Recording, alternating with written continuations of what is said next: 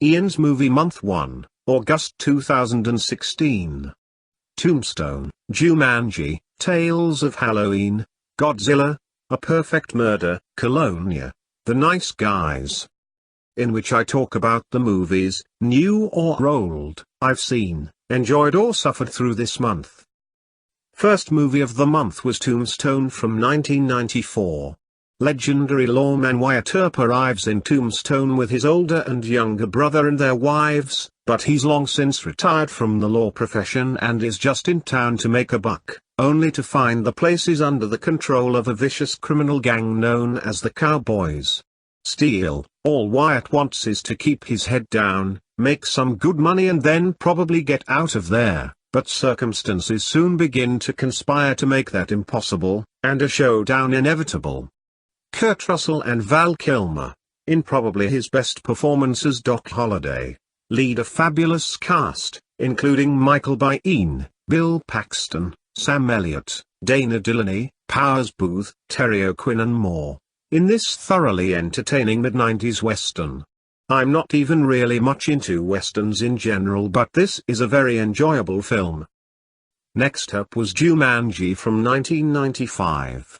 Robin Williams and a very young Kirsten Dunst star in this silly but fun family adventure flick about a seriously screwed up board game. And you thought Monopoly sucked? Wow, I haven't seen this movie in forever. Good 90s fun. This is the first Williams movie I've seen since his tragic death last year, and while sad, it was nice to see him again. Next up was Tales of Halloween, a mediocre 2015 anthology horror which has too many tales for the runtime, most of which are pretty uninteresting anyway.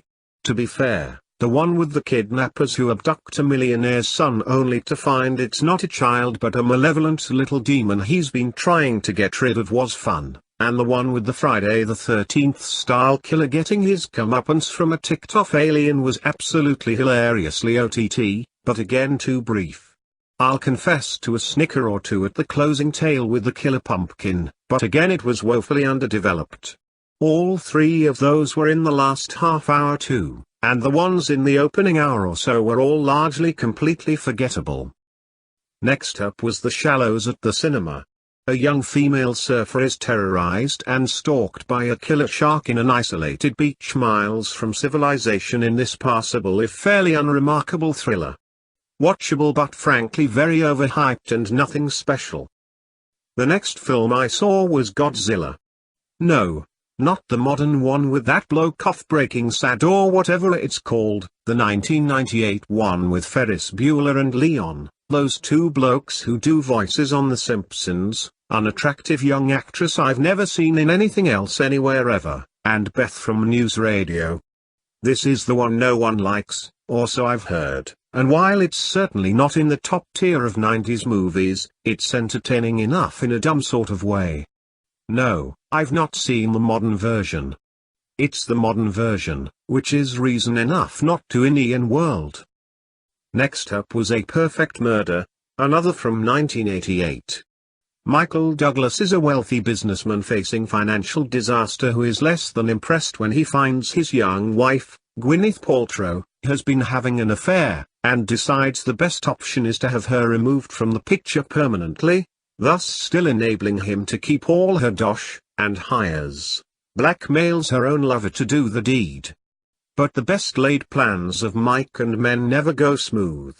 Douglas is on top form in this twisty-turny and thoroughly enjoyable late 90s thriller.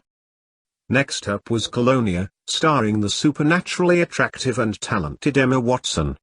A young couple are caught up in the chilling revolution of the early 70s, and the young man is sent to a supposed detention center that's run more like a wacko and seriously cruel religious cult, prompting his lover to join up as a supposed recruit to try and get him out. This mediocre thriller has a couple of good performances from Watson and Michael Kvist as the heroine and the crazy villain, but is otherwise thoroughly run-of-the-mill. Frankly, between this, regression and even Noah back in 2014, I'm starting to think Emma needs a new agent. That said, both Disney's Beauty and the Beast and the sci-fi thriller The Circle with Tom Hanks and Karen Gillan both look rather more promising. Yes, Emma and Katz are in the same movie. My old heart nearly failed when I heard that news. I suppose a lesbian love affair, on screen or off, is too much to hope for, though. Pish posh.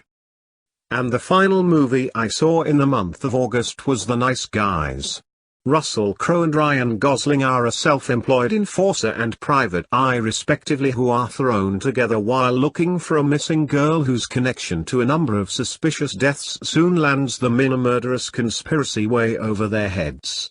Mildly amusing 70s comedy thriller with some good moments but nothing particularly remarkable and rather languid, to put it kindly, pacing, meant that my interest waxed and waned throughout.